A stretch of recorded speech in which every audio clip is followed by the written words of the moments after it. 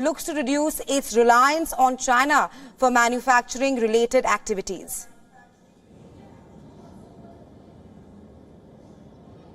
Yeah, that's a very important aspect of this visit for the United States and for India as well, considering the fact that there are so many avenues that India and the United States can cooperate on at this point.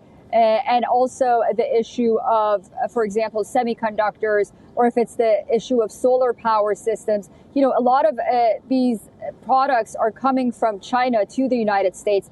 And that's something that has made Americans very weary. American companies have often been criticized for doing business in China, but they haven't had another outlet to expand and diversify. And, you know, as Molly and Siddhan have mentioned, this is a very unique opportunity right now that both countries have, that they're open to perhaps reaching a compromise when it comes to trade, because each country, as you know, ultimately has its own rules and regulations. And that has been, in part, largely one of the main reasons that this expansion hasn't happened sooner. But it seems like when there is a will, there is a way, as they say, and now is that time. American companies are looking to expand in India, many because the talent and the know-how of the technology that they're looking for is in India.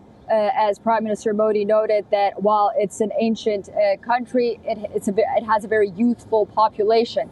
And so the youth in India is very important, not only for Americans, American businesses, but also for that sort of, you know, people-to-people relations that we've talked about. And I think that we're going to see a lot of that happening.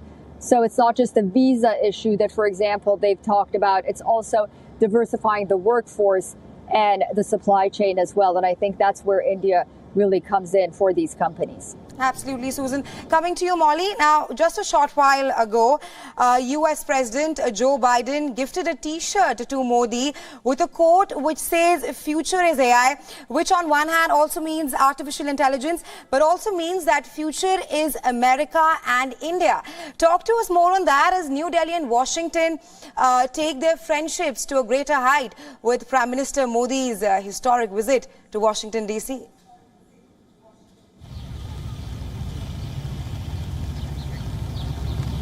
Right. Just look at the way the India-US relationship really has evolved, and the opportunities and the challenges that have come along this journey, and the milestones that have been achieved, and the many that lie ahead. And it's always been a smooth sailing relationship, of course. There have been friction points, and there will be friction points. And that's something that even the foreign policy analysts we've been speaking to point out, that India and the US have realized that they are trusted, reliable partners for each other. At the same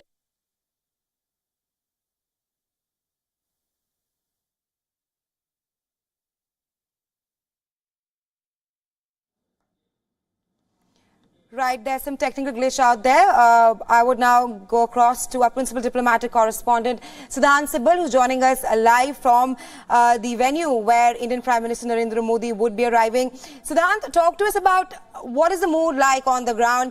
You're right there. Talk to us about how the Indian community there are excited for the Indian Prime Minister's arrival.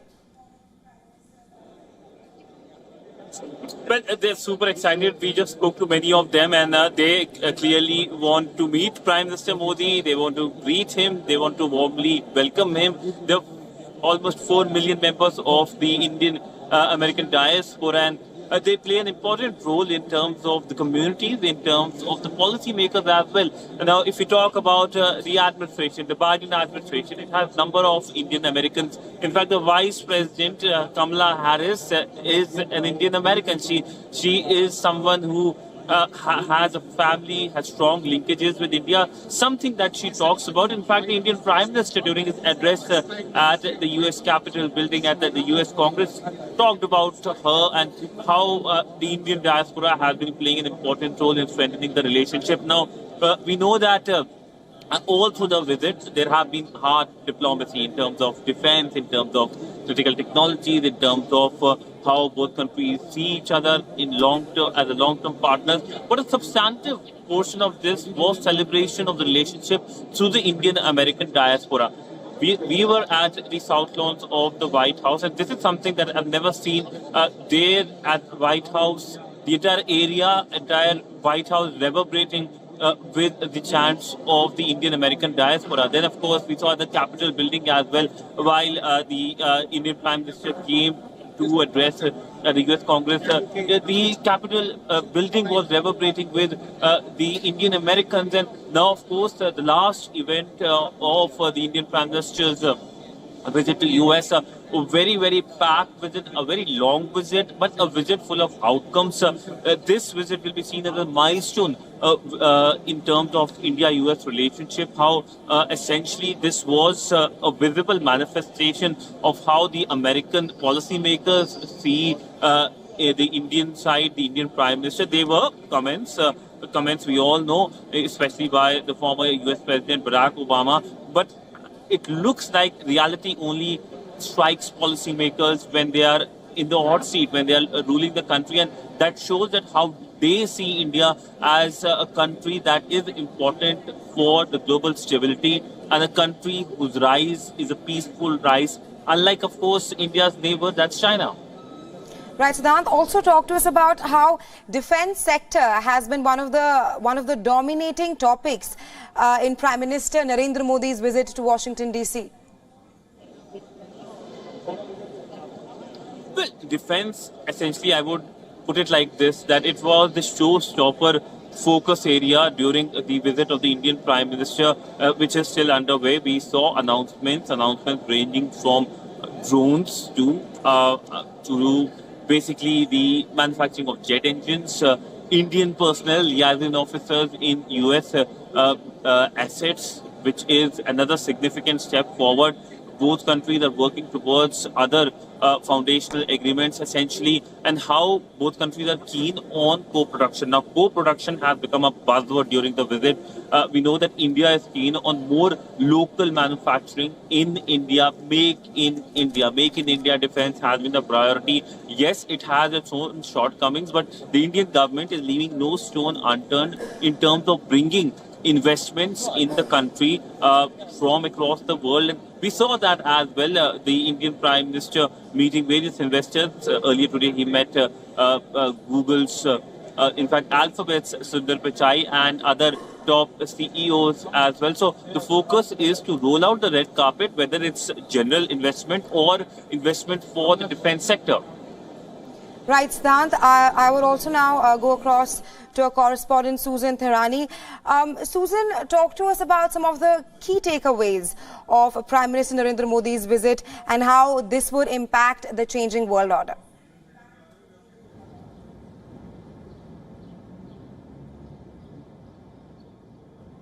I think one issue that we haven't touched upon was the issue of climate change and the environment that both leaders talked about during that press conference.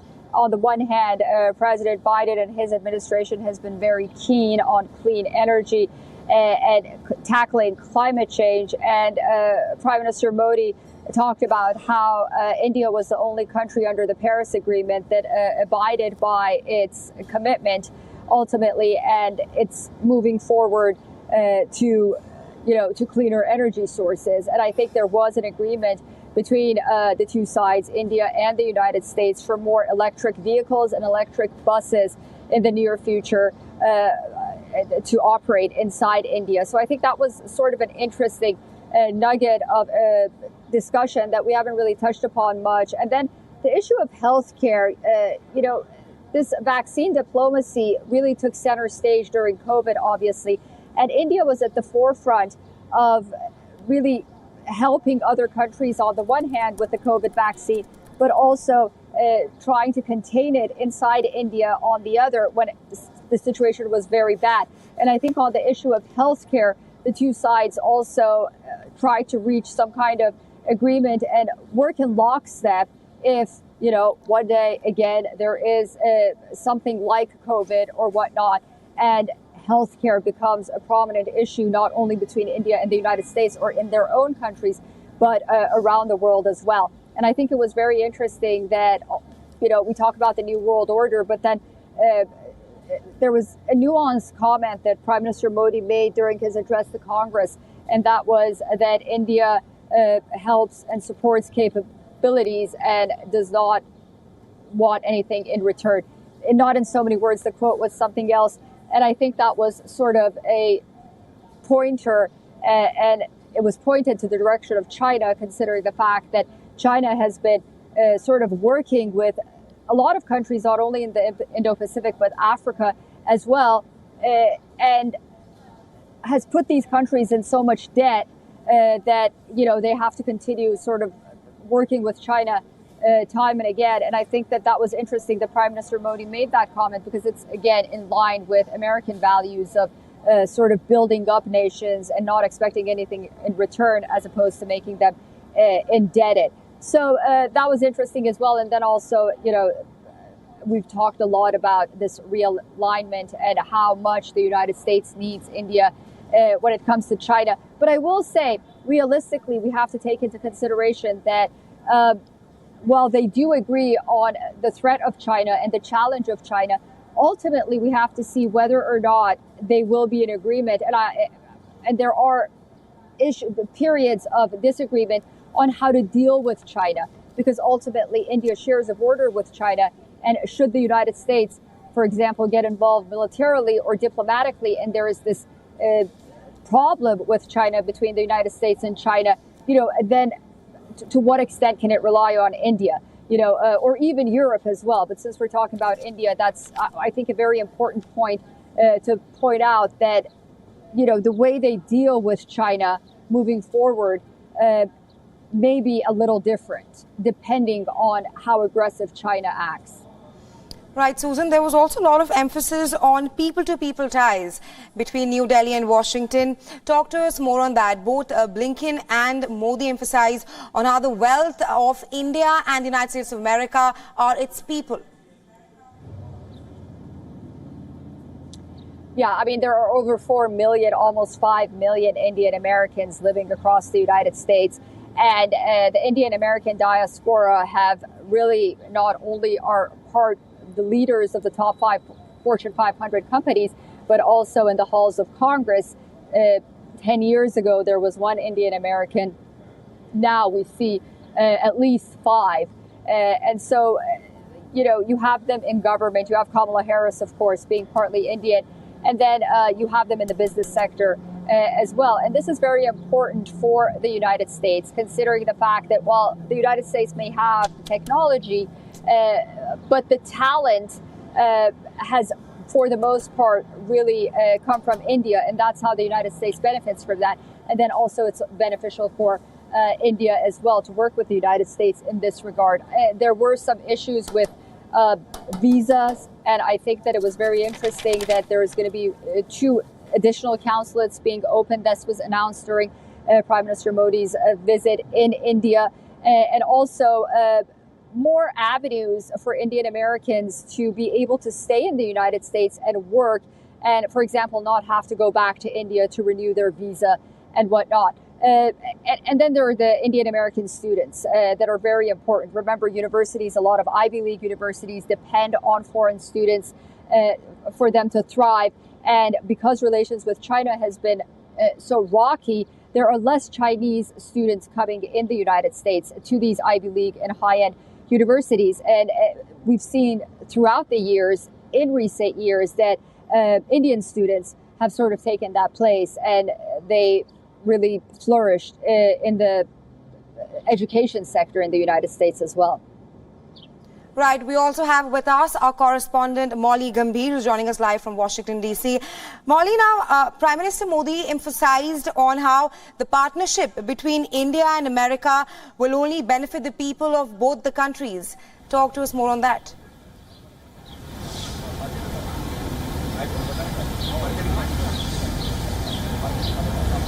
Right. As I was mentioning earlier, just have a look at the way the relationship between India and the United States has evolved, how it's not always been a smooth sailing relationship. There have been friction points, and there will always remain some friction points that will continuously be ironed out, and efforts will be made in that direction.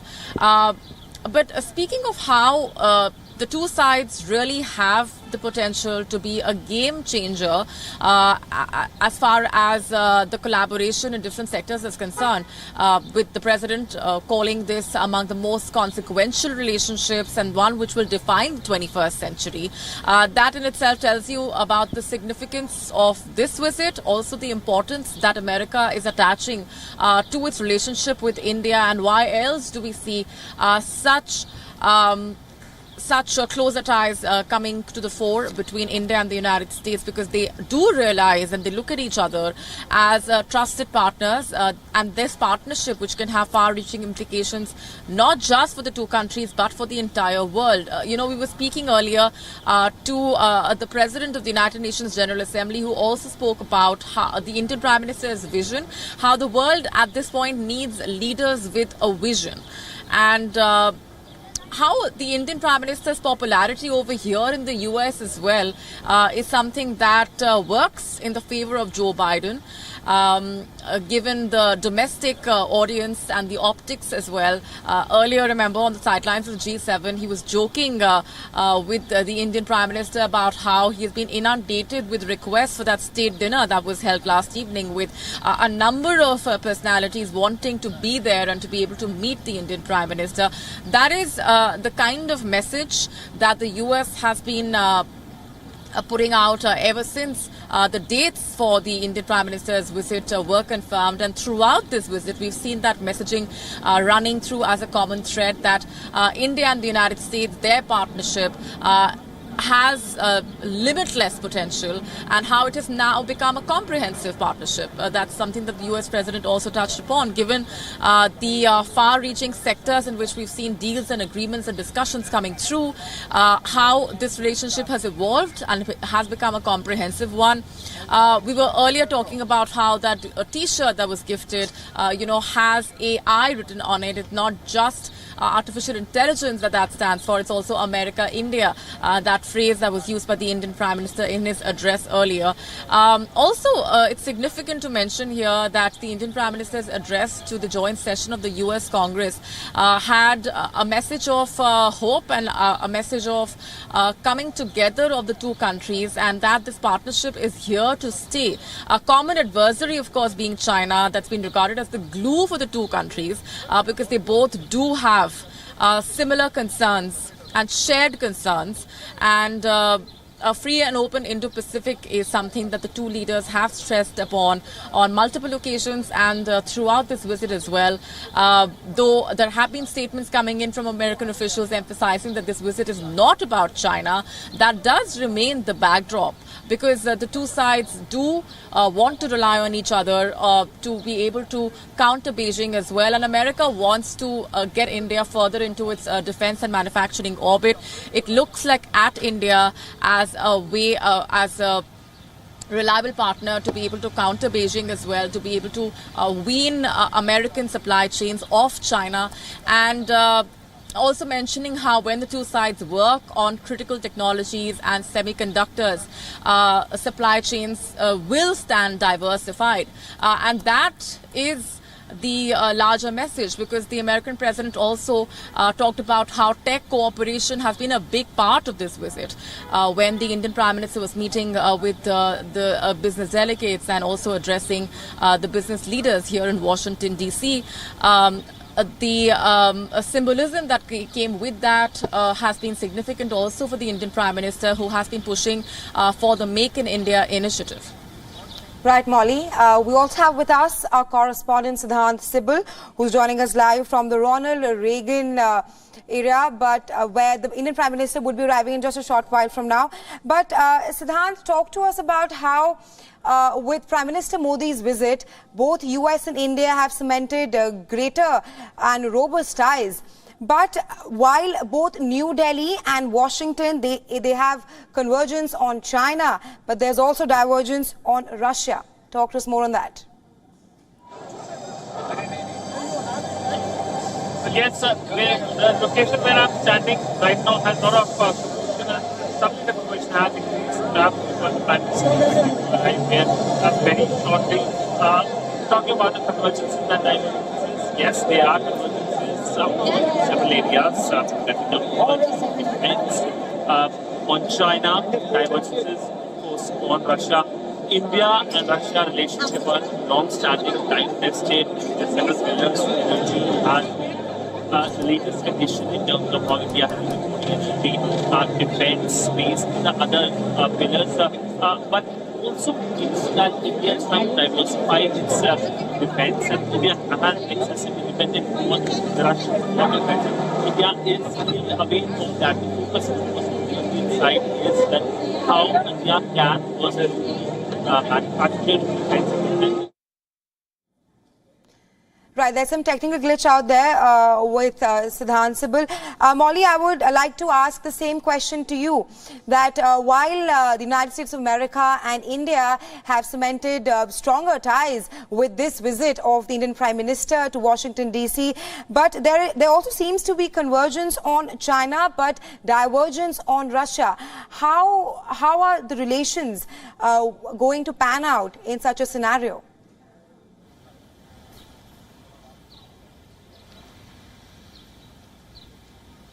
Well, the two sides do realize the importance of looking after their own interests, like I said, and also sending out a message to China, being their common adversary, and the very fact that the Russia-Ukraine war has thrown open challenges and a series of question marks.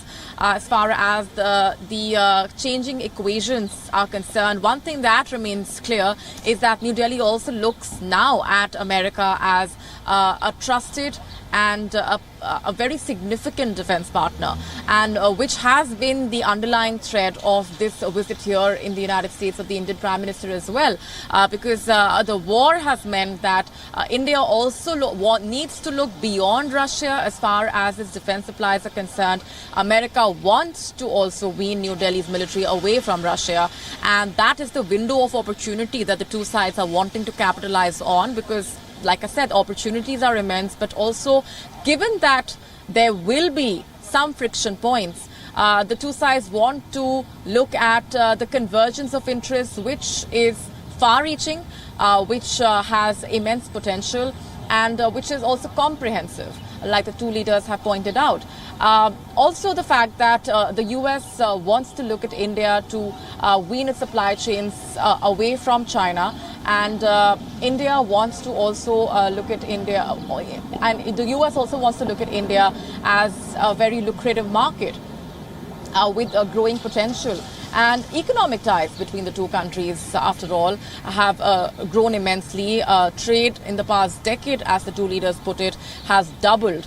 So in the backdrop of all of these significant cornerstones of the relationship, the China-Russia factor is one aspect that the two sides are very well aware of and have carefully maneuvered around, and how China actually is working as a glue to bring the two sides closer together, because a free and open Indo-Pacific is something that the two sides very firmly believe in, have spoken about at length on multiple occasions, and similar sentiment being echoed during the two leaders' address yesterday as well. And China also watching this visit closely.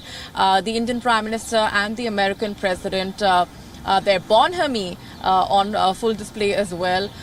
They have met multiple times in the past, but this is the maiden state visit of the Indian Prime Minister, which is now culminating shortly with the leader set to address members of the Indian diaspora at the Ronald Reagan Center. That is pretty much the last leg of his maiden state visit to the United States, which has been truly productive, as the American president put it, and as the Indian Prime Minister earlier said, this is a partnership which has no limits, and the chemistry in their relations is effortless, and that the potential of the two sides to collaborate has far-reaching implications as well.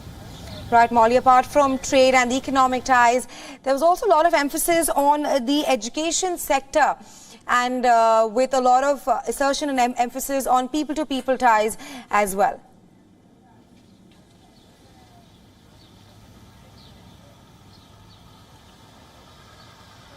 Well, the India-America people-to-people ties have shaped their relationship to a great extent, and which is why we have the two leaders talking about participation on that level. You mentioned education, which has been a core foundation stone as well of their partnership. But speaking specifically of how the how the two sides are hoping to capitalize on the potential that they have vis-a-vis people-to-people ties. Interestingly, ISET, which is the Initiative on Critical and Emerging Technologies, has also been regarded as not just an avenue for cooperation when it comes to these emerging technologies, but also how it's been said that it's beyond technology, how it's also about people-to-people ties and building trust and deepening the connection between businesses on both ends, and how it's about deepening the trust and forging closer ties for the two sides to be able to benefit strategically and economically.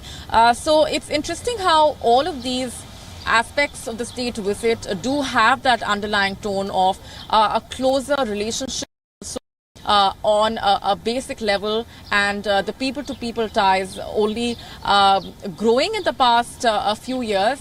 The Indian Prime Minister and the American President very well aware also of how the diaspora has been viewing this visit as a huge opportunity, the symbolism that comes with it, the optics on full display as well. It's after all been an opportunity for the two sides to actually showcase how far along they have come in their relationship, and how milestones have been crossed and how many more lie ahead, because this is, after all, a relationship between the world's largest democracies, and that is enough to indicate the scope that the two sides have. Of course, there are issues that need to be ironed out, but at the moment, the potential that they have to collaborate in various sectors, being defense, trade, space, climate change, has been called truly a defining relationship of for the 21st century, and all eyes right now on the Indian Prime Minister's address to members of the Indian diaspora, which of course is also one of the ways in which the people-to-people ties have come to the forefront. Asserted on how relations between New Delhi and Washington is not of convenience but that of conviction. We also have with us our principal diplomatic correspondent Siddhant Sibal, who's joining us live from the Ronald Reagan place where Prime Minister Modi would be arriving in just a short while from now. Siddhant, you are at present there at the venue. What's the mood like on the ground? How euphoric are the Indian diaspora there?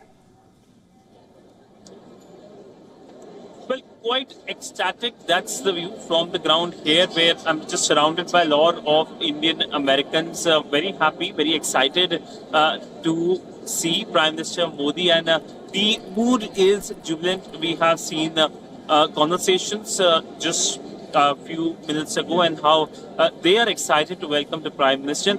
This visit essentially has been also about celebration of the Indian American diaspora as to how they have played an important role first in the American society. They are in the communities playing an important role. They are in the policy making as well. Vice President Kamala Harris is the highest ranking Indian American in many administration, in the Biden administration previously as well.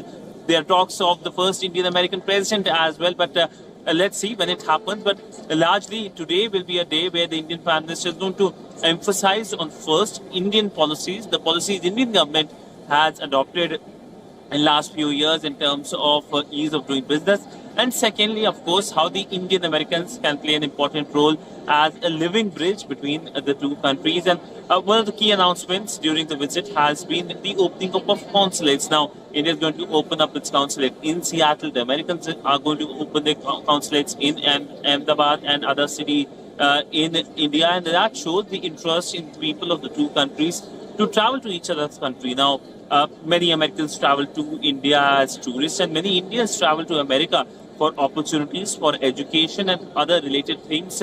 But essentially, the substratum of every geopolitical relation, if you look at India's relationship with many countries, is substantive because of the Indian diaspora from Japan to Australia to US to even countries like Argentina. We have seen diaspora events being organized by the Indian embassy and the Indian Prime Minister addressing these diaspora events. That showcases that how essentially these diasporas are across the world, and they play an important role in connecting various countries with India, and America is no different. And this event is the last event, scheduled event of Prime Minister Narendra Modi as he leaves United States in a short while, and then of course he goes to Egypt, and we will see this of the entire visit, the Prime Minister's visit to the United States from New York to Washington. We gave you all the live and latest updates. Right, Siddhant. Thanks very much for joining us at this hour and sharing your insights with us. We'll, of course, be tracking the Indian Prime Minister's arrival at the Ronald Reagan Center.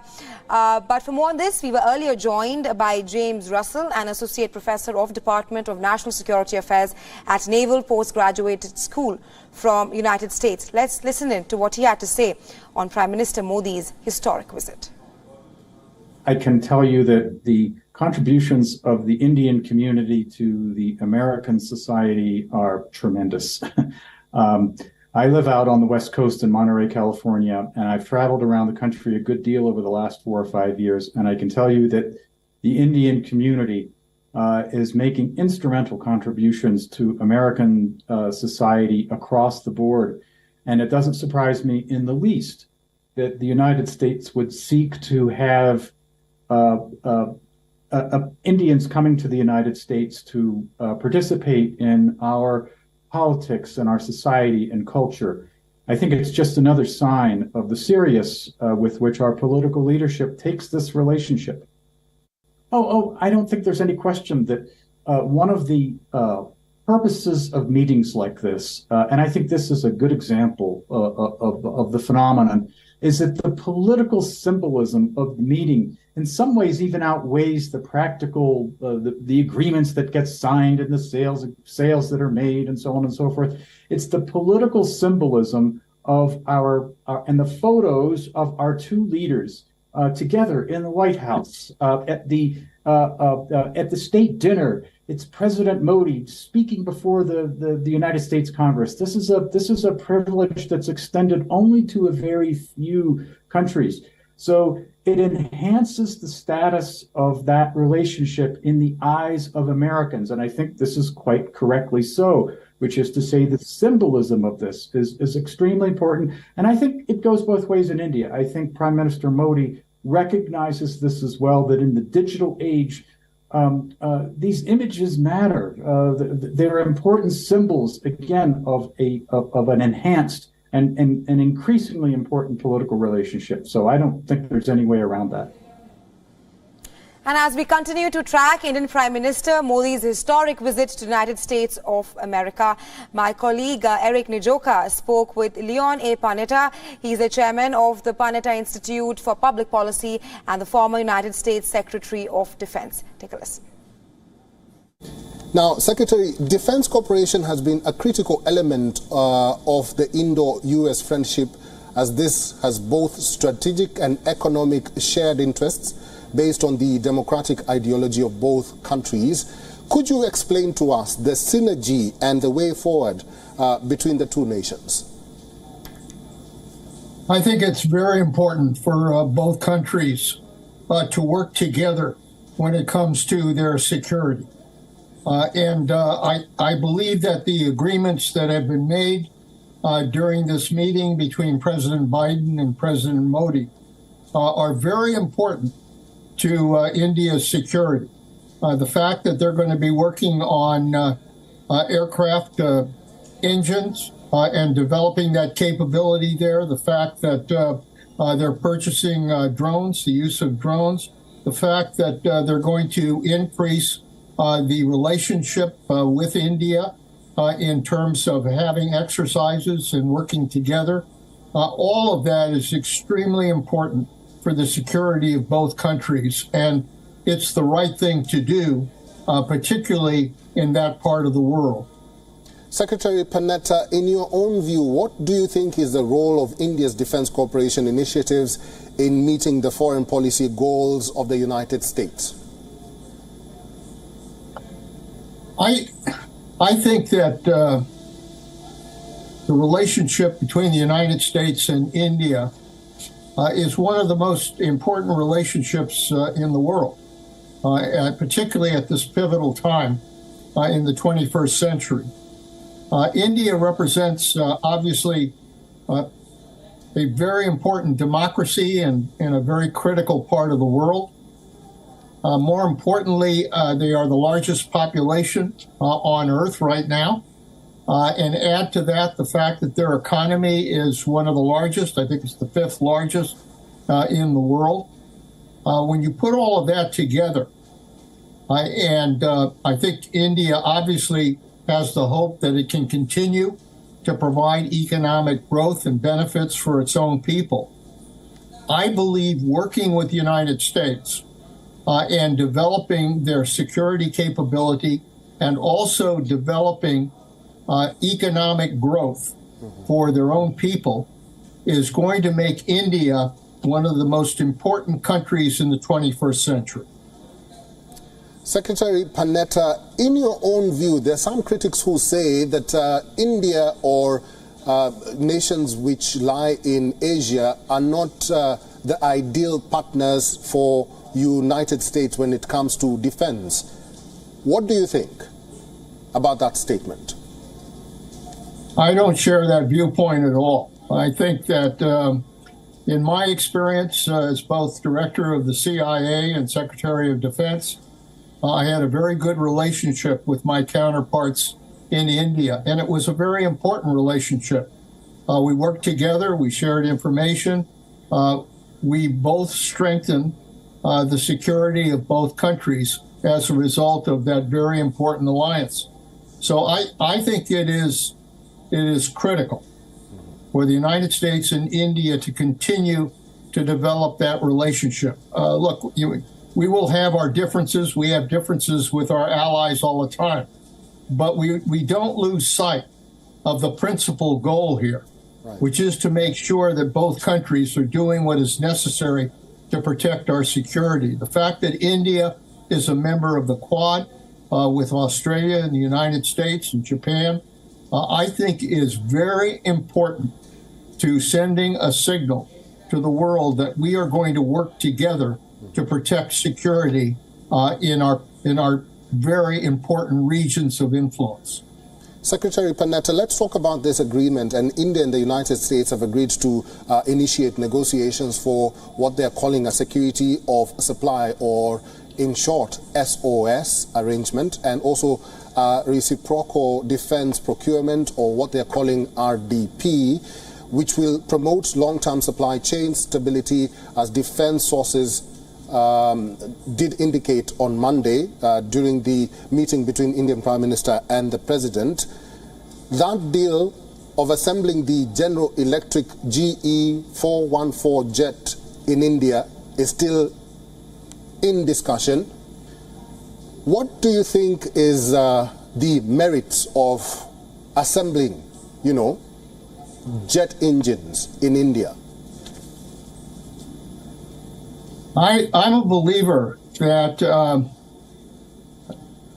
if a country wants to protect its own security, that it needs to have the ability to be able to provide the weapons and the equipment necessary for your own security.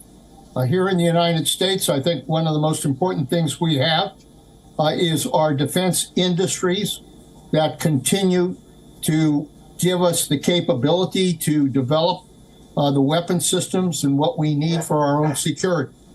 I think India needs to develop that same capability.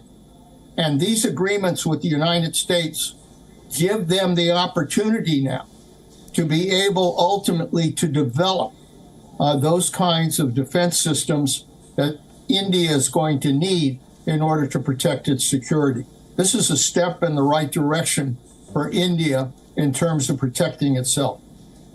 Well, apart from defense, the Indian Prime Minister did also indicate, he gave a speech before the U.S. Congress. He also met various American business leaders and CEOs. He's actually currently meeting some of them as we speak. What is the advantage of the Indian Prime Minister, wooing American investors to come and invest in India at this critical juncture? Well, it's no secret that the United States benefits from Indians who have come to this country. We saw how many Indians were there when the Prime Minister visited the White House. But I can tell you here in California, we have a very large Indian population that's involved in Silicon Valley, involved in technology. And I think that the ability of the Prime Minister to be able to meet with business leaders, with technology leaders, means that he is going to benefit from a relationship that is going to continue to improve not just his economy, but the economy here in the United States. I think if India is going to have the opportunity to continue to grow as an economy, and I think it needs to, I think India has a very strong economy. I think it has to continue to grow that economy in a very effective way.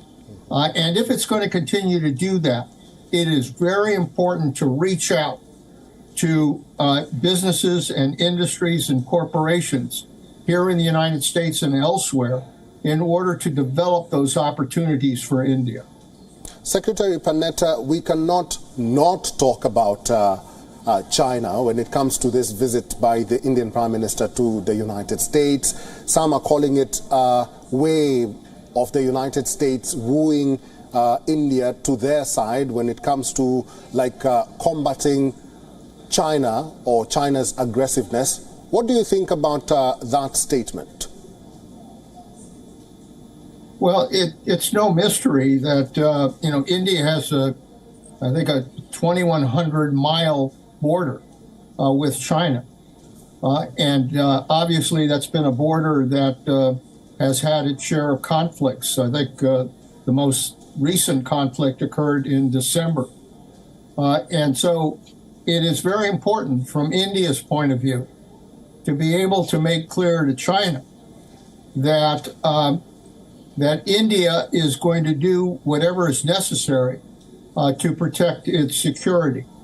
And I think this meeting between President Biden and President Modi sends a very important message to China that that if they are going to be part of the world's economy, that they're going to have to do it not by being aggressive or by violence or by trying to just have their own way.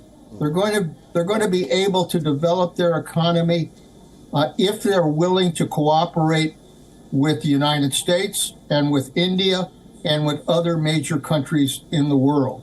So I think this is an important message to send to China, that if they really want to be part of an international marketplace, they are going to have to work with people, not try to run over them. Secretary Panetta, let's talk about the relationship between the United States and China itself. We recently had the U.S. Secretary of State Antony Blinken visiting China for the first time, and then after he returned to America, we had the U.S. President Joe Biden calling the president of China, Xi Jinping, a dictator. Although he says that the relationship is still not that bad, he is willing to meet the president of China, Xi Jinping. When are we going to see this relationship between America and China being recreated, so to speak, or being enhanced, or being, fixed? Well, I think that we have to recognize that there have been serious tensions between the United States and China. what happened with their intelligence balloons was not helpful. What has happened with their threats on Taiwan has not been helpful. And the end result is that if the United States and China are going to be able to develop a relationship here in the world of the 21st century, they both have to do it from a position of strength, and that's particularly true of the United States. I think it's important for the United States to make clear that there are lines that China cannot cross, that we will defend Taiwan, that we will defend the South China Sea, and that we will do everything we can to make sure that we have freedom of the seas in that part of the world. We need to make that clear.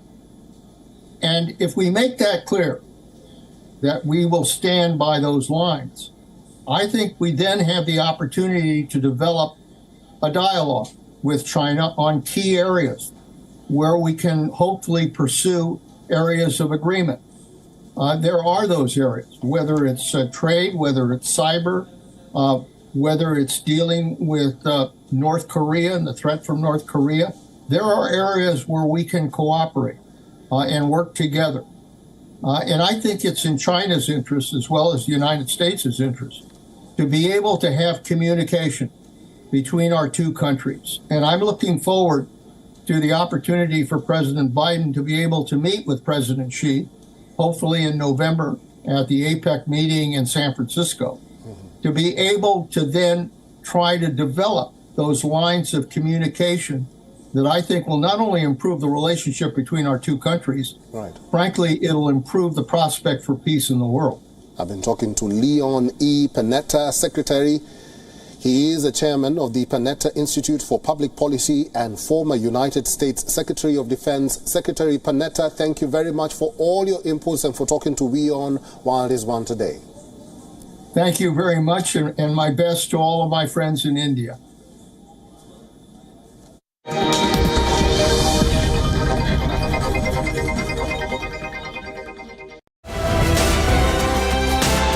U.S Health Resort is unique, the only one of its kind. Experience the 4 paths of natural wellness: yoga, Ayurveda, acupuncture, and naturopathy. Each uniquely customized program improves the whole person to make every person whole. Come to U.S Health Resort. Make your reservation at u1.com. After the collapse of the Kherson Dam and the deluge caused, fighting intensifies between the Ukrainian and the Russian forces. As the much talked about Ukrainian counter-offensive seems to be getting underway, France, Germany and Poland firm up talks on the security guarantees Ukraine desperately needs. All eyes are now on NATO leaders' July summit in the Lithuanian capital. Will it focus on Ukraine's push for accession to NATO?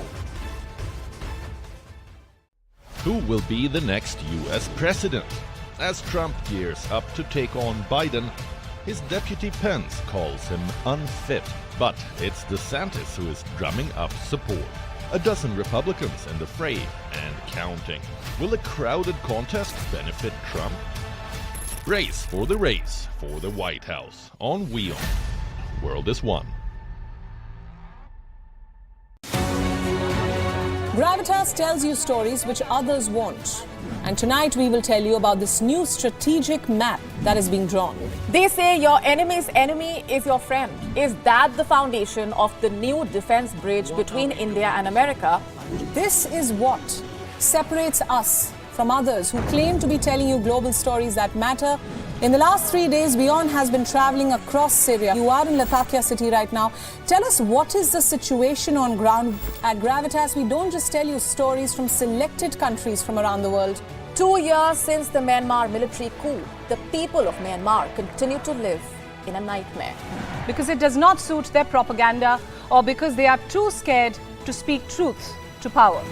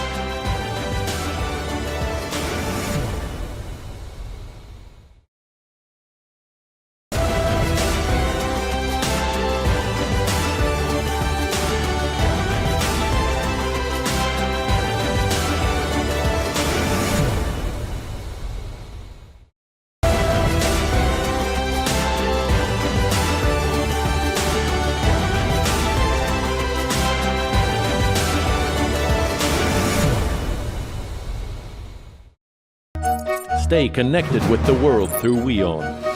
Like the page on Facebook. Follow us on Twitter for new alerts. Instagram for videos and images. And the website for the latest news, views and analysis. WIOnews.com. World is one.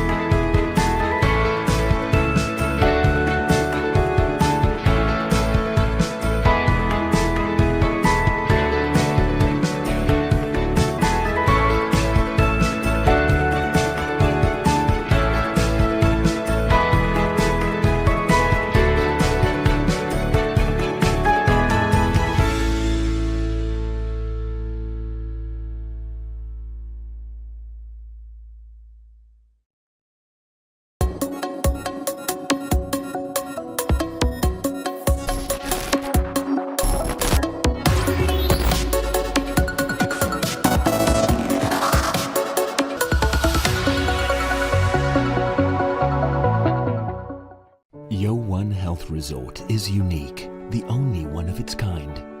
Experience the 4 paths of natural wellness: yoga, Ayurveda, acupuncture, and naturopathy, each uniquely customized program.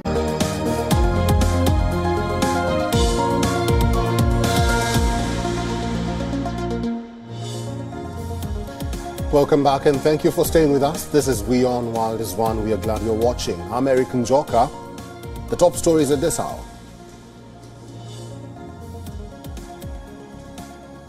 Russia's FSB security service accused the head of the Russian mercenary group Wagner of attempting to launch a civil conflict and urges its fighters to detain him.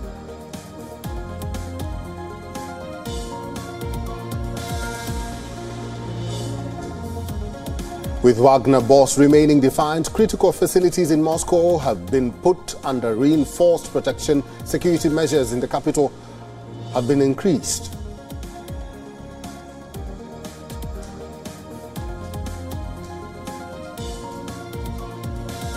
U.S. President Joe Biden and Indian Prime Minister Narendra Modi meet with CEOs of American and Indian companies to discuss ways to increase investment in both countries.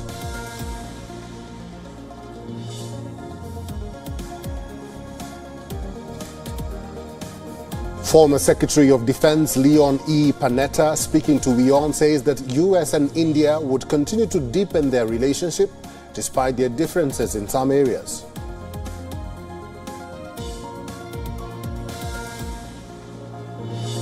Canadian authorities launched an investigation into the loss this week of the Titan submersible, along with 5 people on board during a dive to the Titanic wreck.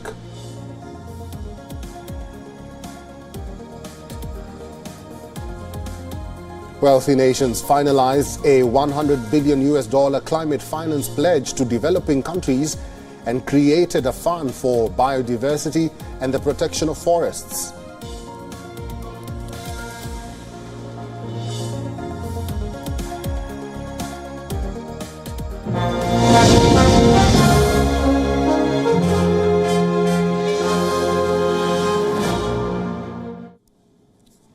Well, Day 3 of Indian Prime Minister Narendra Modi's state visit to the United States is underway. An official State Department launched discussion with leading American CEOs and a diaspora outreach are on the cards. The Prime Minister took part in a high-tech handshake event at the White House.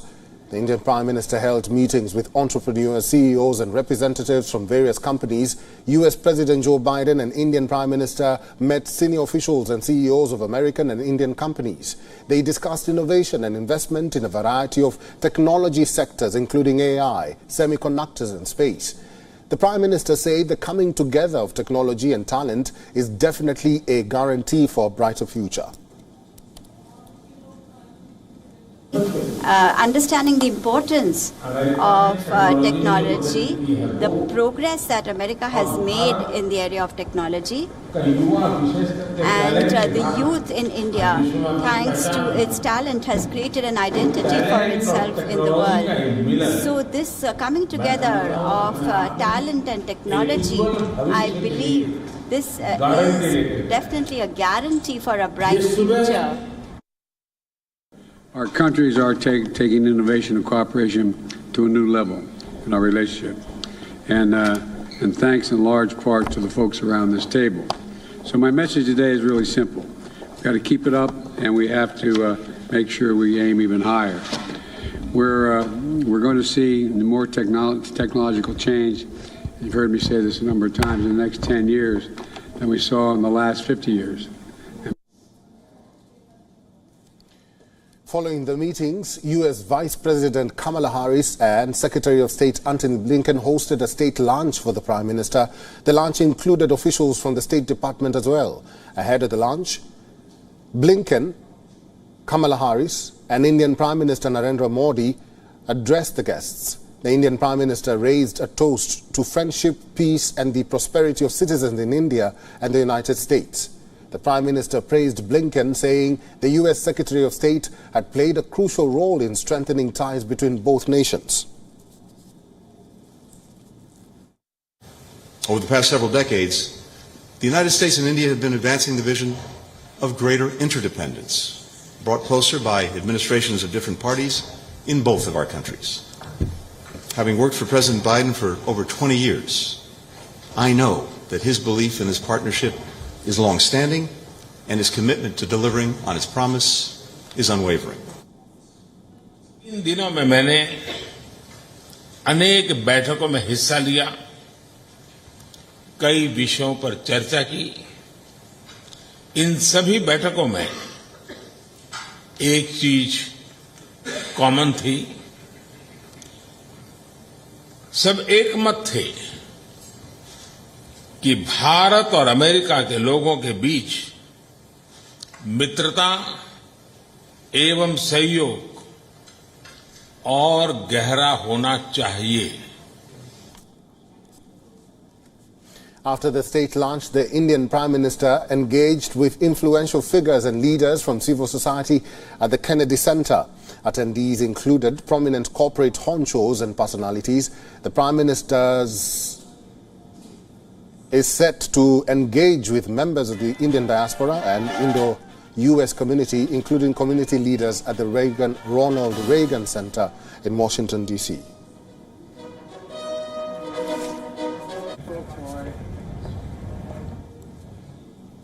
And for more on this visit, we were earlier joined by James Russell, an Associate Professor of Department of National Security Affairs at the Naval Postgraduate School from Monterey, United States. I can tell you that the contributions of the Indian community to the American society are tremendous. I live out on the West Coast in Monterey, California, and I've traveled around the country a good deal over the last 4 or 5 years. And I can tell you that the Indian community is making instrumental contributions to American society across the board. And it doesn't surprise me in the least that the United States would seek to have Indians coming to the United States to participate in our politics and our society and culture. I think it's just another sign of the seriousness with which our political leadership takes this relationship. The short answer, I think, is yes. I think that American industry, the American technological community, for example, up in Silicon Valley, they're no stranger at all to the Indian market, I can tell you that. And there's very much of a very healthy two-way street that's been ongoing between Silicon Valley and the Indians, the state of India now for quite some time. But I think that the perception, which I think is a correct one, in the United States is that the potential for this economic partnership, economic relationship is unbounded.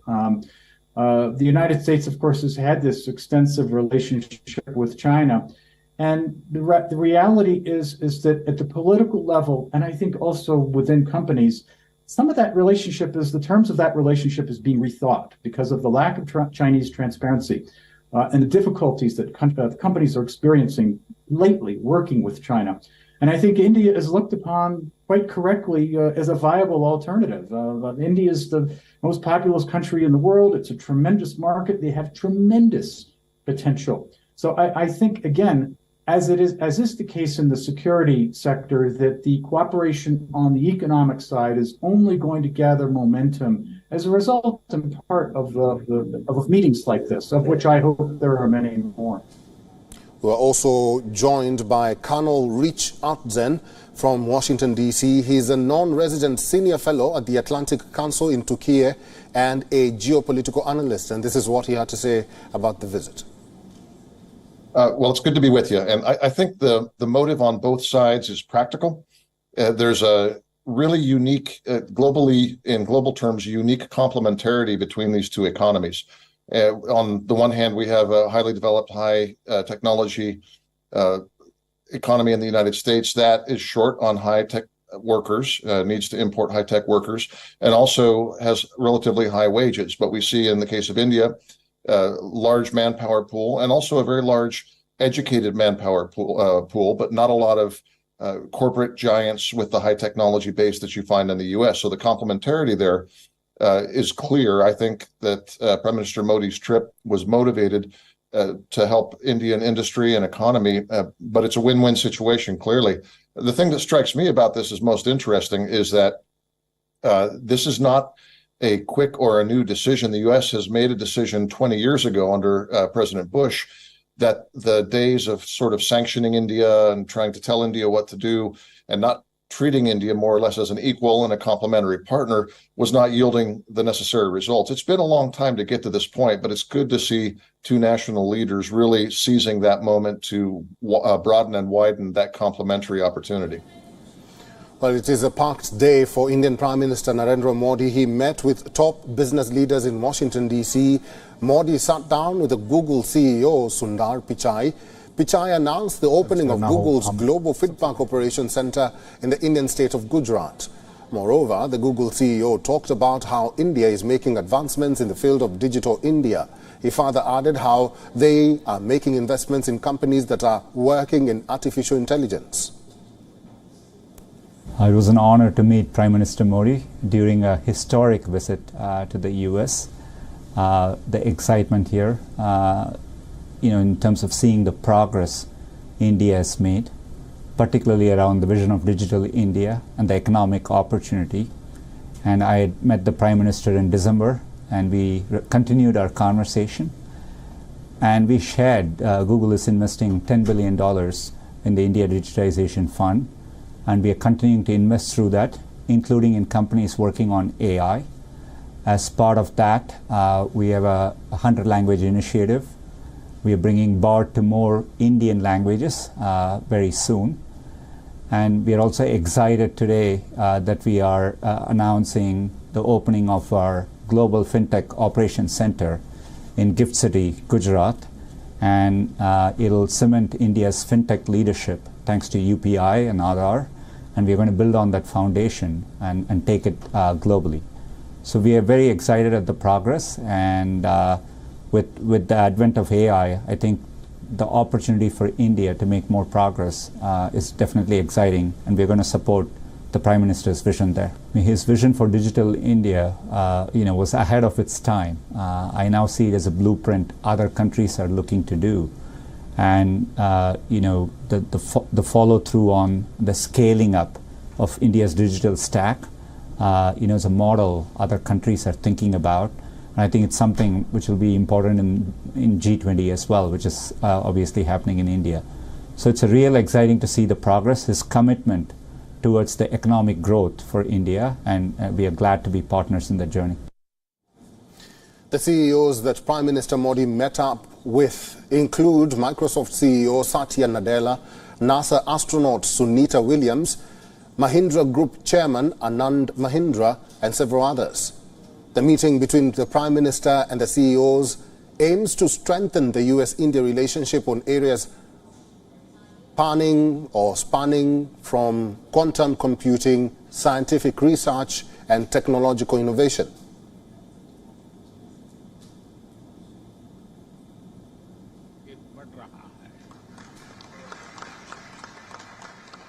All of this comes a day after Indian Prime Minister Modi and U.S. President Biden announced trade agreements between the two countries on jet engines and Predator drones.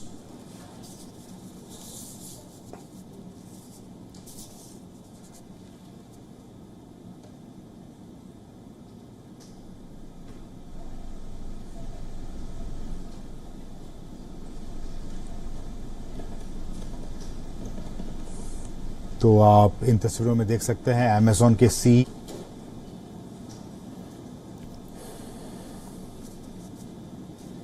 The White House rolled the red carpet for Indian Prime Minister Narendra Modi. Hosts of dignitaries and eminent figures gathered for a colorful ceremony. Indian accented delicacies were served with an American twist, and there was a special toast. The Prime Minister and President Biden raised their glasses to their friendship and strengthening India-US ties. Our next report tells you about the chemistry the two leaders share.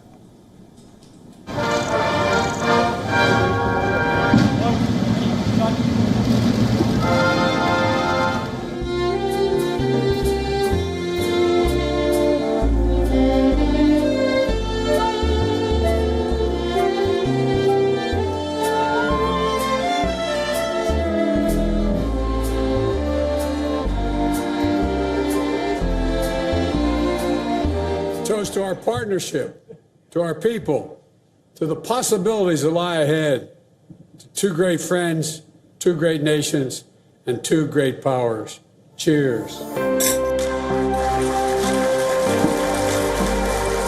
Two great friends, two great nations, and two great powers, said U.S. President Joe Biden, to which Prime Minister Modi replied. You are soft-spoken, but when it comes to action, you are very strong. बोलने में soft है, पर action में पूरी तरह strong है. Both the leaders don't drink alcohol, so they toasted India and America's deepening friendship with ginger ale.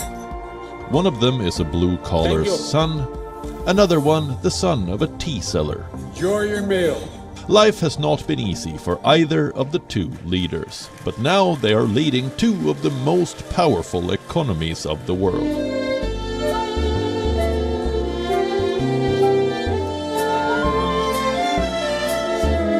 Last month, they met in Hiroshima during the G7 summit.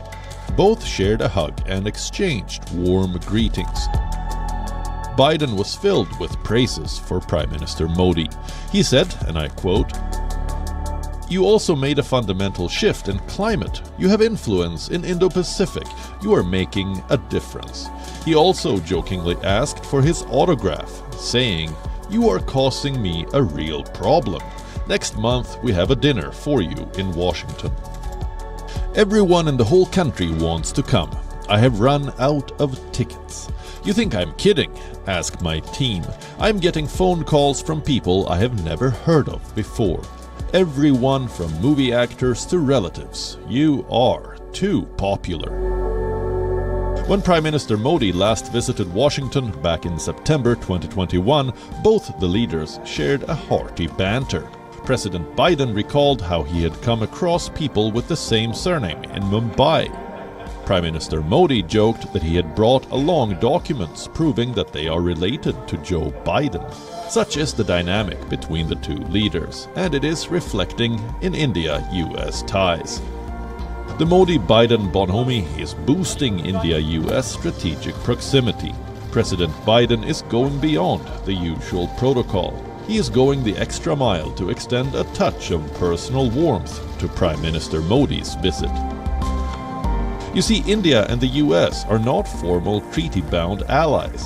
India has long relished its independence, but US looks at India as a strategic counterweight to China. It is opening up its high-tech sector to India. it is now willing to share its state-of-the-art technology with joint production. From military jet engines to space collaboration, resilient supply chains, expanding business ties, and smoother visa facilities. Everything is on the table. Bureau Report, WION, World is One.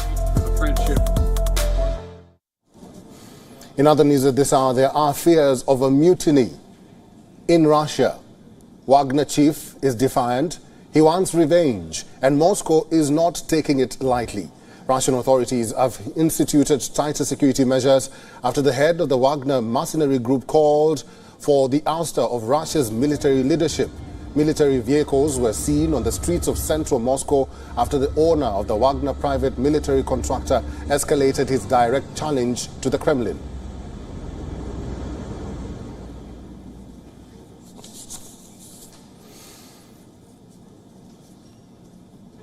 Let's now head to Washington, D.C. at the Ronald Reagan Center, where the Indian Prime Minister is about to address the Indian diaspora who have gathered there to listen to his speech. This is the final activity that the Prime Minister will be carrying out in his tour of the United States.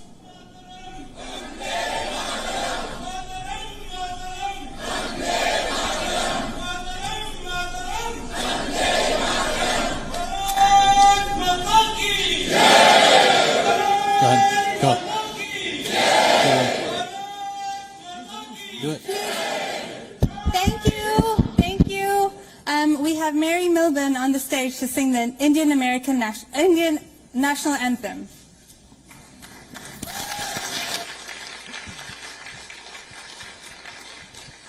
Prime Minister Modi, what an honor it is to be here this evening to sing the Indian National Anthem for your official state arrival visit. An honor to be here. Yeah.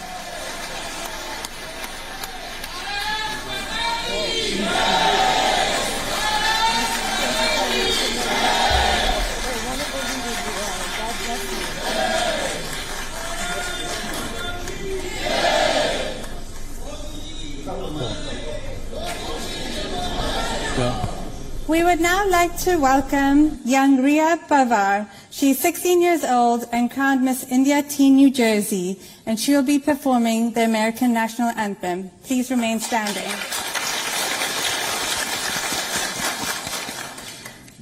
Oh, say, can you see by the dawn's early light what so proud twilight's last gleaming, whose broad stripes and bright stars through the perilous fight o'er the ramparts we watched were so gallantly streaming, and the rocket's red glare, the bombs bursting in air, gave proof through the night that our flag was still there. Oh, say does that star-spangled banner yet wave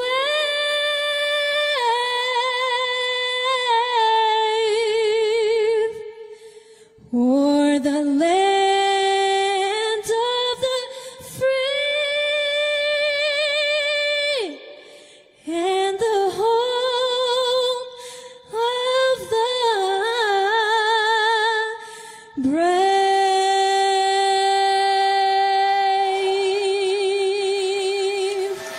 Thank you.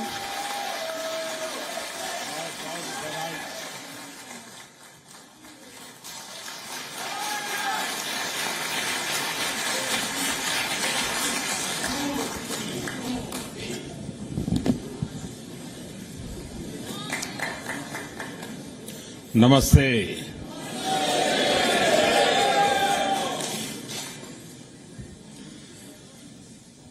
आप लोगों ने इस hall में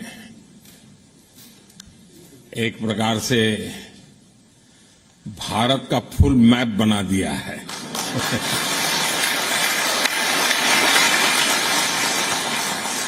हिंदुस्तान के हर कोने के लोग यहां नजर आ रहे हैं। आप यहां दूर दूर से आए हैं। ऐसा लग रहा है जैसे मिनी इंडिया उमड़ा है।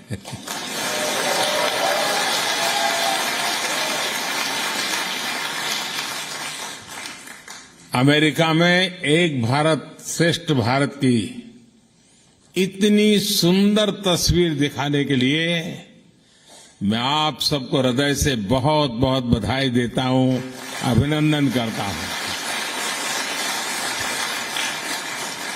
साथियों, यहां अमेरिका में मुझे जितना प्यार, जितना स्नेह मिल रहा है वो वाकई अद्भुत है।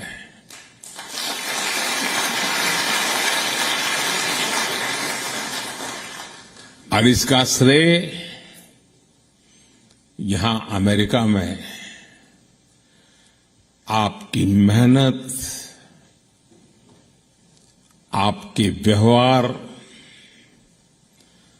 अमेरिका के विकास में आपके योगदान को जाता है।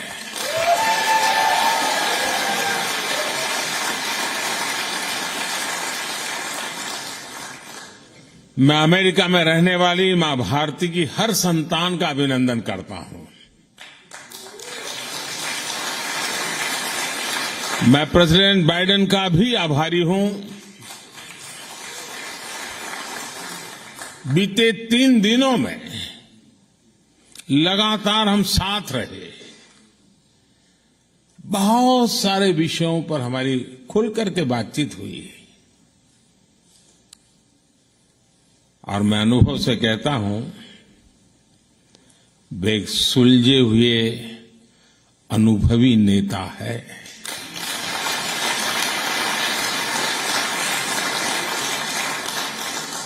भारत अमेरिका पार्टनरशिप को एक नई ऊंचाई पर ले जाने वाले व्यक्तिगत रूप से उनका बहुत प्रयास रहा है और मैं सार्वजनिक रूप से उनके इस प्रयासों की सराहना करता हूं।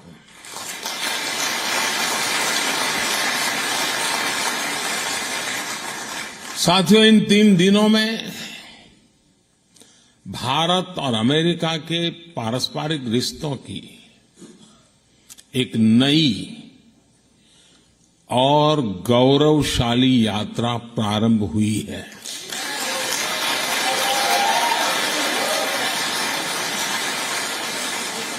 ये नई यात्रा ग्लोबल स्ट्रैटेजिक इश्यूज पर हमारे कन्वर्जेंस की है। ये नई यात्रा make in India, make for the world, उसको लेकर हमारे कोऑपरेशन की है। टेक्नोलॉजी ट्रांसफर और मैन्युफैक्चरिंग में हमारा आपसी सहयोग हो या फिर इंडस्ट्रियल सप्लाई चेन में बढ़ता तालमेल, दोनों देश एक बेहतर भविष्य की ओर मजबूत कदम उठा रहे हैं।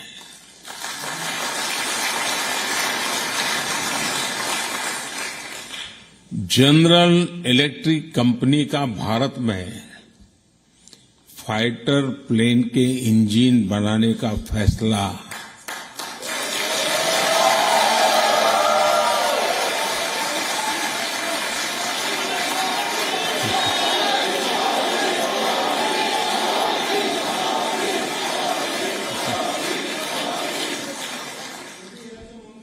भारत के डिफेंस सेक्टर के लिए ये मील का पत्थर साबित होगा।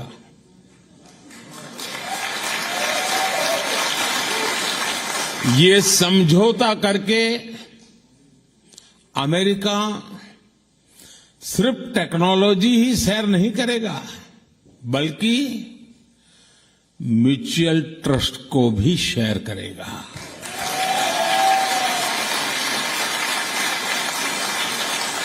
डिफेंस इंडस्ट्रियल कोऑपरेशन रोडमैप से दोनों देशों के बीच पार्टनरशिप और गहरी होने वाली है।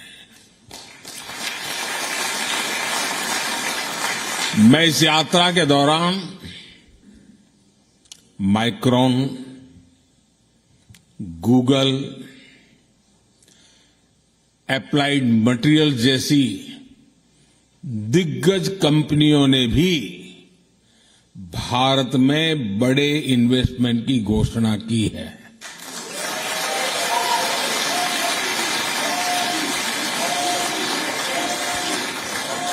माइक्रॉन द्वारा सेमीकंडक्टर सेक्टर में $2.5 बिलियन का इन्वेस्टमेंट भारत को वर्ल्ड सेमीकंडक्टर चेन से जोड़ने वाला है।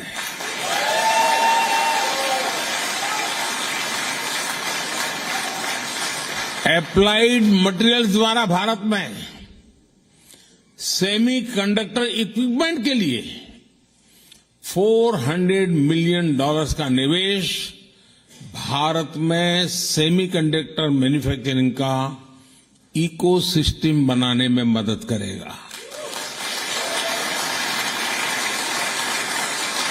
और गूगल भी अब भारत में अपना ग्लोबल फिनटेक सेंटर खोलने जा रहा है।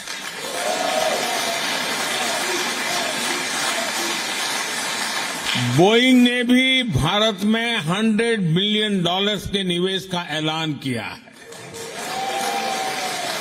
एमआरओ फैसिलिटी हो, पायलट्स की ट्रेनिंग का प्रोग्राम हो, बोइंग कंपनी इस दिशा में भी अपना सहयोग बढ़ाएगी। ये सारे समझौते, ये सारी घोषणाएं भारत में इन्वेस्टमेंट के साथ साथ जॉब क्रिएशन, रोजगार, हाई टेक्नोलॉजी मैन्युफैक्चरिंग और इनोवेशन को बढ़ावा देगी।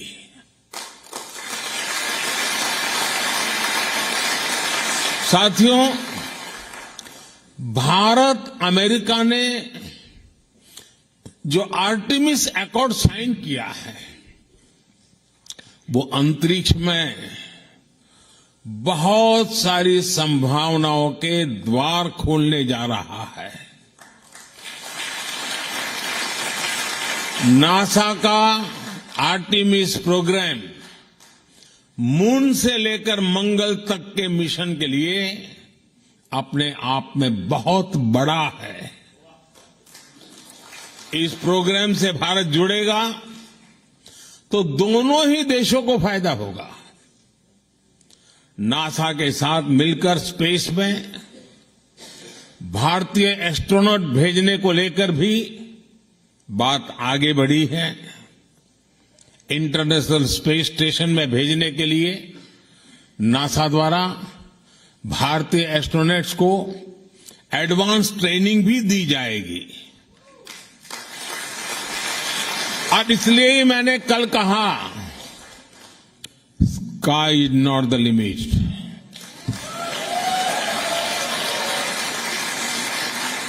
साथियों, ये सारे समझौते, ये एग्रीमेंट्स सिर्फ कुछ नीतियों को आगे बढ़ाना मात्र नहीं है। ये भारत अमेरिका के करोड़ों लोगों के भाग्य को नई ऊंचाई देने का काम हुआ है।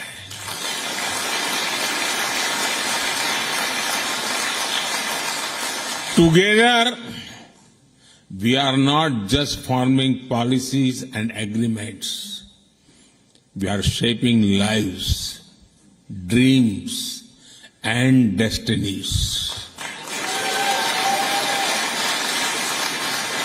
साथियों, आप में से बहुत सारे लोग यहां बरसों से अमेरिका में रह रहे हैं। यहां आप अपने जीवन में, अपनी दिनचर्या में व्यस्त रहते हैं, लेकिन मैं ये भी जानता हूं कि आपका मन, आपका दिल भारत में भी लगा रहता है।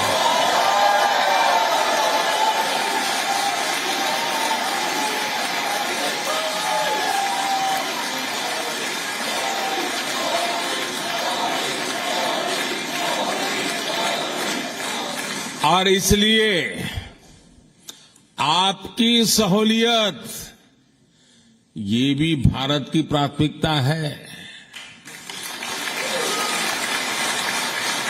आपकी जरूरतों को देखते हुए भारत इस साल सिएटल में एक नया कॉन्सुलेट खोलने जा रहा है।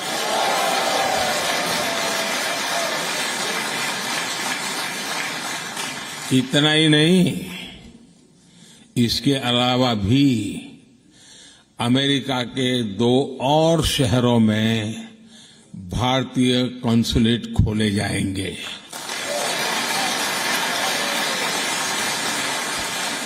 अब मैं जानता हूं आपकी चिट्ठियां शुरू हो जाएगी, हमारे यहां हो, हमारे यहां हो।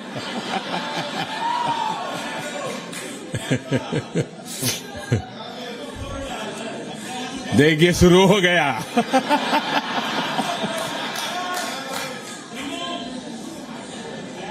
आप लोग पक्का कर लीजिए।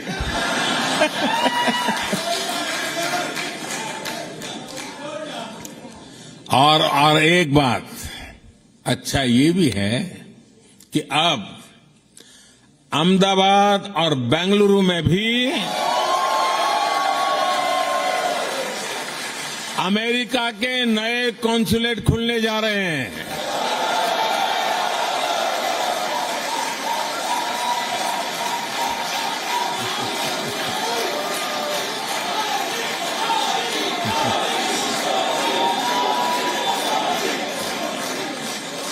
साथियों, आप में से बहुत से लोगों की H-1B वीजा के रिन्यू को लेकर भी लंबे अरसे से एक डिमांड थी। अब ये निर्णय लिया गया है कि H-1B वीजा को रिन्यू करने के लिए आपको अमेरिका से बाहर नहीं जाना पड़ेगा।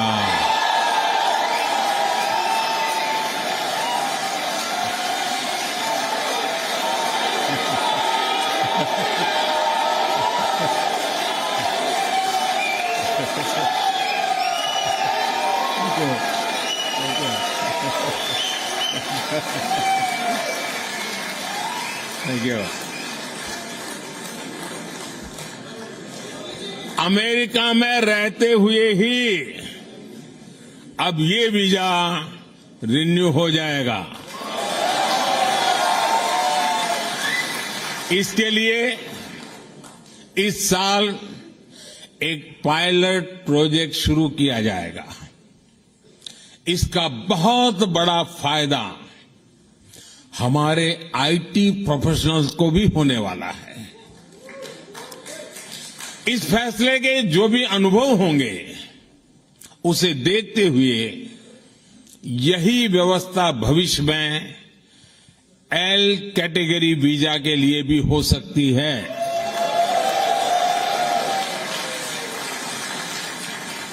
साथियों, आप भारत की हर उपलब्धि से खुश होते हैं, उसे सेलिब्रेट करते हैं। आप गर्व करते हैं जब दुनिया के इतने सारे देश यूएन हेडक्वार्टर पर योग दिवस के लिए जुटते हैं।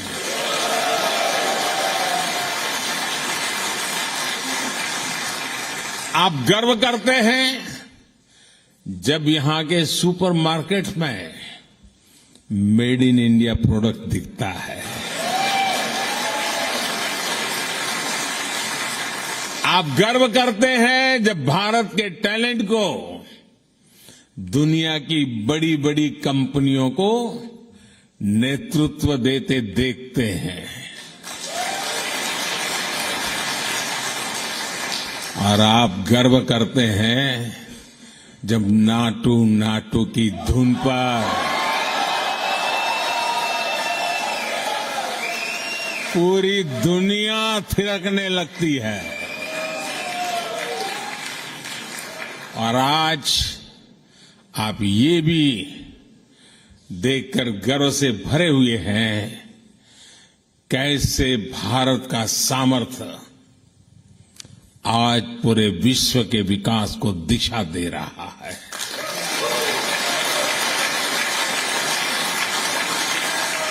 आज भारत दुनिया के उन देशों में से एक है जहां अर्थव्यवस्था इतनी तेजी से आगे बढ़ रही है। पूरी दुनिया की नजर आपके भारत पर है।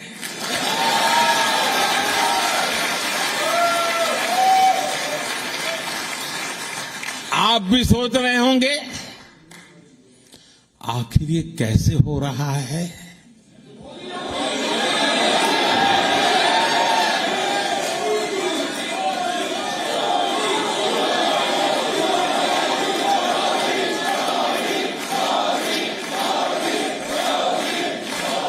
ये किसने किया है?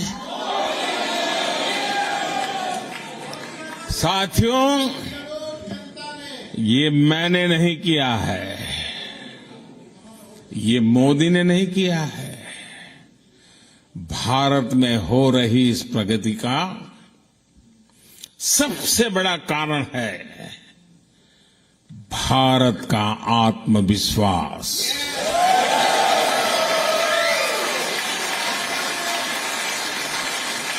140 करोड़ भारतवासियों का आत्मविश्वास, सैकड़ों वर्षों की गुलामी ने ये आत्मविश्वास हमसे छीन लिया था।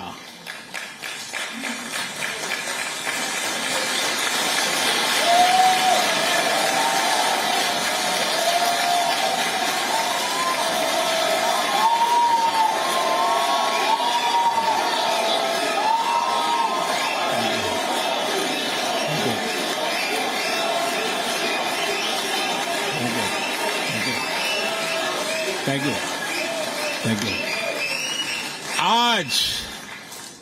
आज जो नया भारत हमारे सामने है,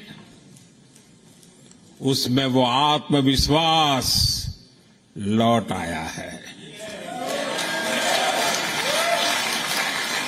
ये वो भारत है जिसे अपना रास्ता पता है, दिशा पता है। ये वो भारत है जिसे अपने निर्णयों, अपने संकल्पों पर कोई कंफ्यूजन नहीं है।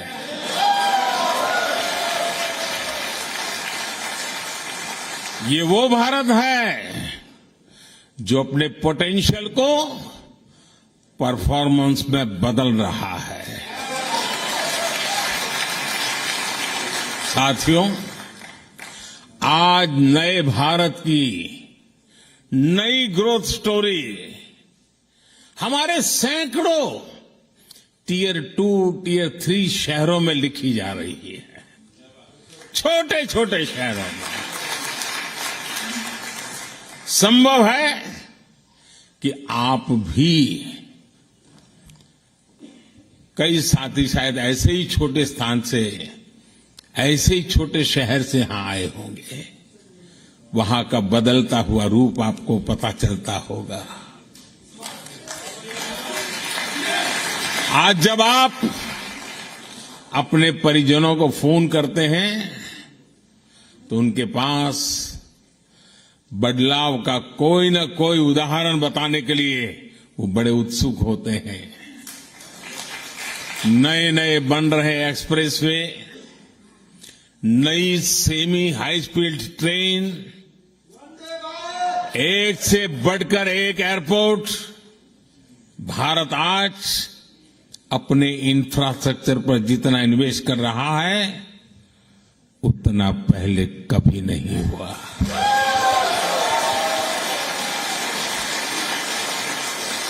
साथियों, भारत में पिछले वर्षों में जिस तरह डिजिटल क्रांति आई है, वो तो अभूतपूर्व है। हो सकता है अब आप अपने गांव की किसी दुकान में जाए और वहां के आपके सामने बारकोड का बोर्ड हो सकता है आप कैश दें, लेकिन दुकानदार कहे कि भैया मोबाइल फोन पर कोई डिजिटल पेमेंट ऐप नहीं है क्या?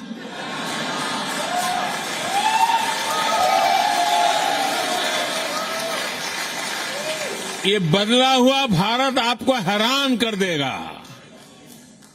आज भारत में कोई भी व्यक्ति कहीं से भी कभी भी 24/7 बैंकिंग कर सकता है। संडे हो या मंडे, बैंकिंग लेन देन पर इससे कोई फर्क नहीं होता। भारत में आ रहे ऐसे बदलावों को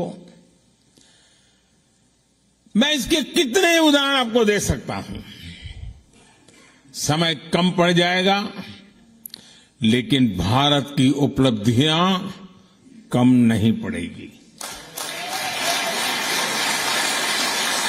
साथियों, भारत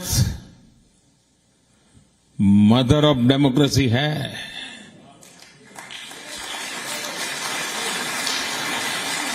और अमेरिका आधुनिक लोकतंत्र का चैंपियन है। आज दुनिया इन दो महान लोकतंत्रों की साझेदारी को और सशक्त हुए देख रही है। अमेरिका हमारा सबसे बड़ा ट्रेडिंग पार्टनर है और एक्सपोर्ट डेस्टिनेशन है, लेकिन अभी हमारी पार्टनरशिप का असली पोटेंशियल सामने आना बाकी है।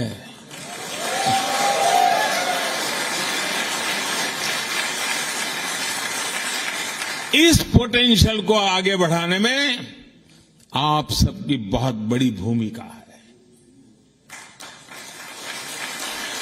आप सभी ने यहां बहुत नाम कमाया है। आपने अमेरिका के विकास में बहुत बड़ा योगदान दिया है। अब जब भारत ने आजादी के अमृत काल में विकसित भारत के निर्माण का संकल्प लिया है, तब आपसे अपेक्षा और अधिक बढ़ जाती है।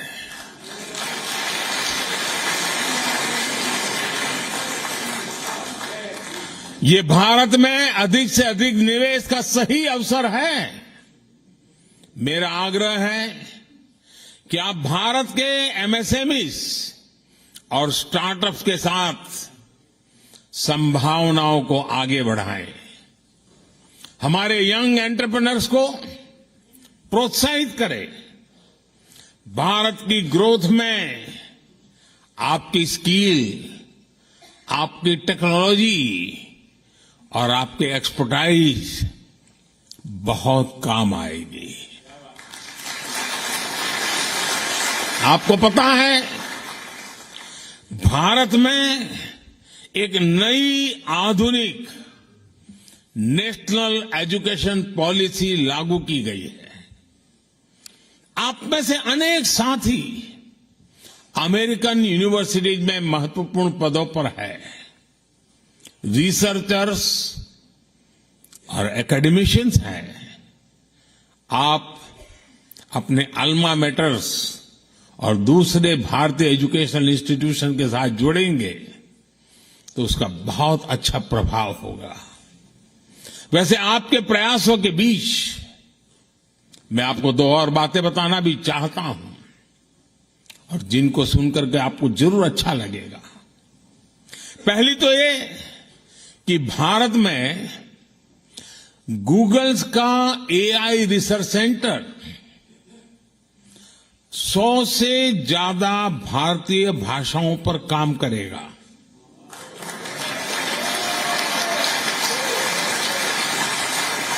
इससे भारत में ऐसे बच्चों को पढ़ने में, काम करने में आसानी होगी जिनकी मातृभाषा अंग्रेजी नहीं है। और दूसरी ये कि भारत सरकार की मदद से यहां यूनिवर्सिटी ऑफ ह्यूस्टन में तमिल स्टडीज चेयर की स्थापना की जाएगी।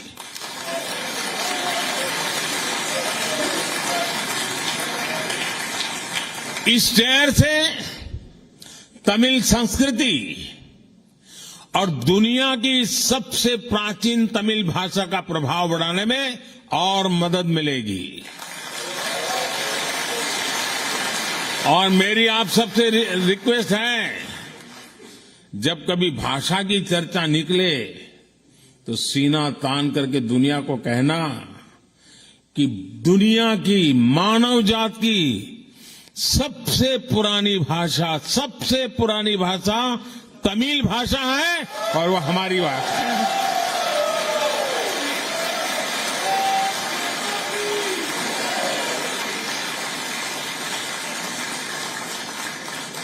ये गर्व से कहना चाहिए,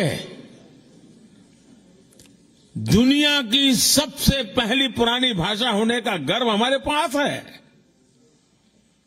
साथियों, मुझे इस बात की खुशी है कि अमेरिकी सरकार ने भारत की 100 से ज्यादा एंटिक्विटीज, पुरानी मूर्तियां, चीजें जो हमारे यहां से चोरी हुई थी ना,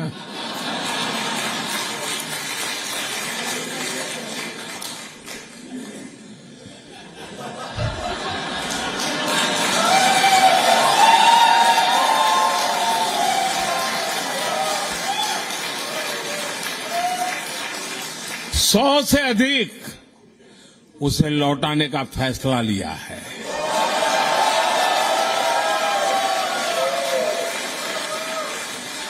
ये पुरातन वस्तुएं बरसों पहले कुछ सही रास्ते से आई होगी, कुछ गलत रास्ते से आई होगी, अलग अलग तरीकों से अंतर्राष्ट्रीय बाजार पे पहुंच गई थी।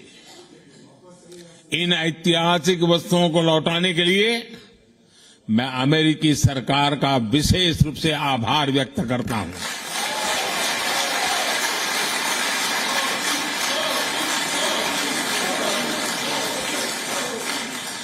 किसी दूसरे देश की भावनाओं का सम्मान, उसके लोगों की भावनाओं का सम्मान दोनों ही देशों के रिश्तों को और मजबूती देते हैं।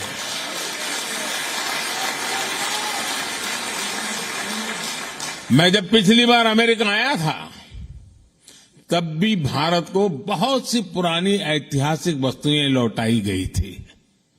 और आजकल दुनिया में मैं जहां भी जाता हूं ना, तो उनको लगता है ये सही व्यक्ति है।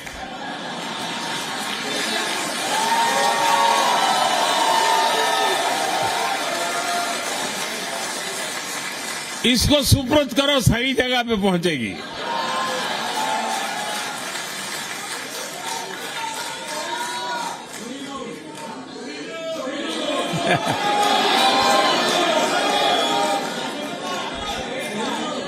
ये दिखाता है कि भारत अमेरिका के बीच रिश्ता सिर्फ व्यापारिक ही नहीं बल्कि भावनात्मक रूप से भी मजबूत हो रहा है। साथियों, भारत और अमेरिका की पार्टनरशिप 21वीं सदी की दुनिया को फिर से बेहतर बनाने के लिए है।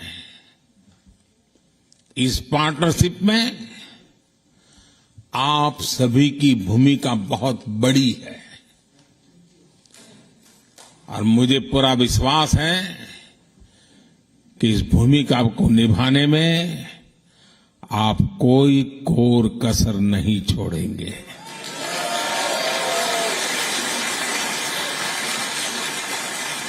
आपका ये भरोसा, आपका विश्वास मेरे दिल में पहले भी था, आज भी है, कल भी रहने वाला है।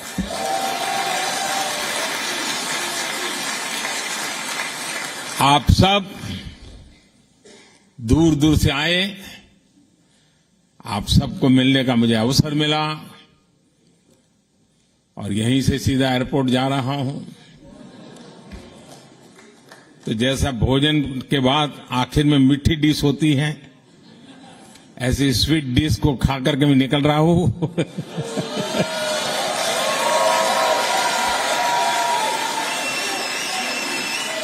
आप सब स्वस्थ रहें, समृद्ध रहें, इसी भावना के साथ आप सबका बहुत बहुत आभार, बहुत बहुत धन्यवाद। भारत माता की, भारत माता की, भारत माता की, बहुत बहुत धन्यवाद।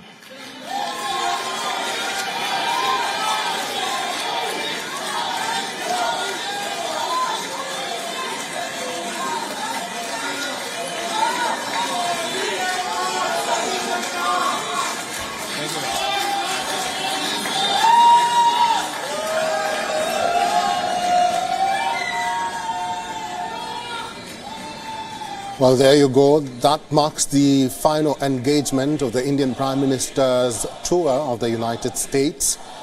The Prime Minister has just addressed the diaspora at the Ronald Reagan Center in Washington, D.C. And like he said, he's headed to the airport to go now to Africa, specifically to Egypt, where he will meet the Egyptian President Abdel Fattah El-Sisi. This will be his first visit or tour to Egypt or in the northeast African nation. And some of the things that or issues that the president the Prime Minister, excuse me for that, has addressed at the Ronald Reagan Center in Washington, D.C. I'll just go through a few of some of the pointers that he made to the diaspora at the Ronald Reagan Center in Washington, D.C. He says that President Biden has always tried to take the U.S. India partnership to another level, and that's why he is an experienced politician. The Prime Minister also says the partnership is a new journey of convergence on global strategic issues of our cooperation for Make in India, Make for the World. The Prime Minister says that the decision by General Electric to manufacture fighter jets or fighter planes in India will prove to be a milestone for India's defense sector. The manner in which India has seen a digital revolution in the past few years is unprecedented. These are some of the pointers that the Prime Minister did make during his speech before the Indian diaspora, who had converged at the Ronald Reagan Center in Washington, D.C. Let's talk more about this specific meeting of the Indian diaspora. And joining us now is our diplomatic correspondent, Siddhant Sibol, who is at the Ronald Reagan Center in Washington, D.C. Siddhant Sibol, the mini India, as Modi is calling it, was enthusiastic about this meeting. Did the speech by the Prime Minister at the Ronald Reagan Center meet their expectations? I'm joined by members of the Indian diaspora here. Just a short while ago, the Indian Prime Minister concluded his address, and with this he concluded his U.S. visit as well. But before I speak, let the members of the diaspora speak as to what they think. So, ma'am, if you can talk about the address made by the Indian Prime Minister Narendra Modi, how do you see the speech made by the Prime Minister? You want me to speak in English? Yes, ma'am, English. Phenomenal, outstanding, historic moment. Prime Minister Modi ji has created the best relationship between India and America. And the best part is that he has said this is just the beginning. He has brought hope to millions, not only in India, America, but also all over the world. Because when two major democracies come together, everybody gets the success. So this is outstanding. And he included women, entrepreneurship, innovation, culture, and trust. So this has been just phenomenal. We are so grateful for his coming here. And we are grateful for America and President Biden and Mrs. Biden for rolling out the red carpet treatment. As an American citizen, we are delighted. Thank you. Delighted is the word, essentially rolling out the red carpet. You have aptly summed up, ma'am. Sir, coming to you, how do you see the Indian Prime Minister's address here at the Ronald Reagan Center? The only one thing I can say, and that's the top and bottom. Modi has changed the mind of every single person, not only Indian, not only NRIs, even I feel that Americans are those who are listening this lecture of the Modi ji, everybody is completely changed and they are having phenomenal thoughts for our loving India. Last word, sir, if you can come here and talk to us about the Prime Minister's address. How do you see the Prime Minister's address? Can you come closer, sir? Yeah. So, in terms of address, in fact, we came from California all the way, flying 5 hours to hear Modi ji live. Frankly, this 30 minutes of his address is all worth it. This makes the whole journey much thing. Modi ji has brought the whole pride in the Indian community. It's not just, you feel proud to be Indian. Now, like, you feel like we are.